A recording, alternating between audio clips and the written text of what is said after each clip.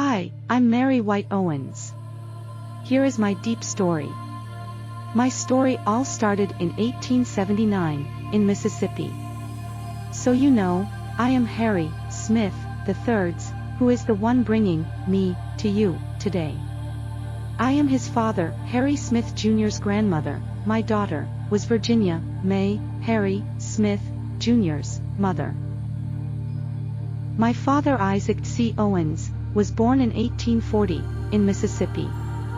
My mother, Jane Owens Gordon, was born in 1838, also in Mississippi. When they married in 1881, my mother was 2 years older than my father. He ran away from slavery and joined Harriet Tubman's Underground Railroad until he could join the North to fight in the Civil War. And he did. My father fought in the Civil War to free our people. Then after he got home, he heard that they was giving away free land in Indian Territory, which later became Oklahoma, but the land was only for white people. But because my mama and I looked white, he decided that we could pass, and he got in the Oklahoma land rush.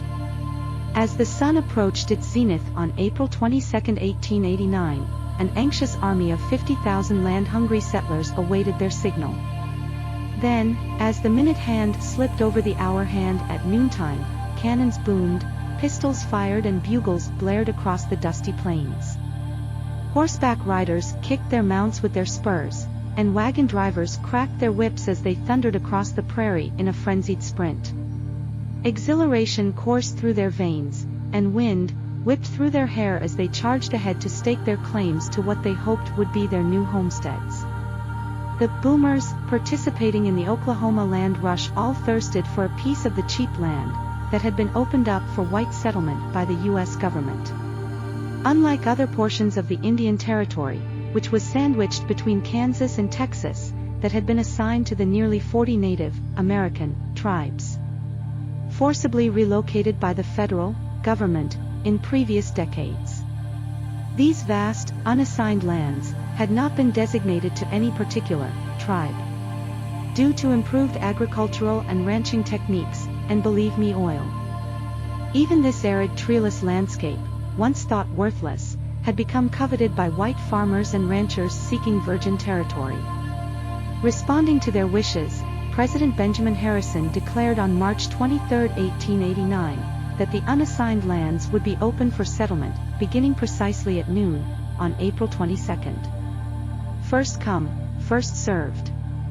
It was a very hard trip, Mom and I thought we would die for sure. But we made it. It was a very hard trip. But we did get a house, and Mom and Dad stayed there until they died. Dave and I raised our children there, and we took care of Mom and Dad when they got too old to take care of themselves. My mom, Jane. She was the daughter of the plantation owner in Mississippi. She was a mulatto. I married my sweetheart Dave, aka Dane White, on September 9, 1897, at age of 18, in Carter County, Oklahoma City of Ardmore. I still remember it as if it were yesterday. I could have not been more happy. He was a hard-riding cowboy, but a good man. He was born in 1867 in Missouri. He was 30 years old when we married, 12 years older than me. We had 4 lovely daughters and 2 boys. All our children were born in Indian Territory, or what turned into Oklahoma. First we had our daughter Manda in 1889. Manda had 2 boys, Frank Jr., who she named after his father Frank Dennis, and another son we can't name because he went up to Racine, Wisconsin, and passed as a Caucasian, or a white, person, so we don't want to blow his cover now. Although he's dead now. But he have children. Don't worry, the DNA will show him up. We had our daughter Blanche in 1901. That girl loved to party and dance, but never had any children. Raised Lanzetta a little after her mother died, before she went to Lorraine's. We had our daughter Lorana in 1902. After Virginia May died after giving birth to Lanzetta, Lorena raised her until she was 16, and went to California to live with her brother, Harry, Jr., who had just bought his first home. And last but not least, our youngest daughter Virginia May, aka Virgie May, was born, circa 1906. Then we had our two boys, Dave, Jr.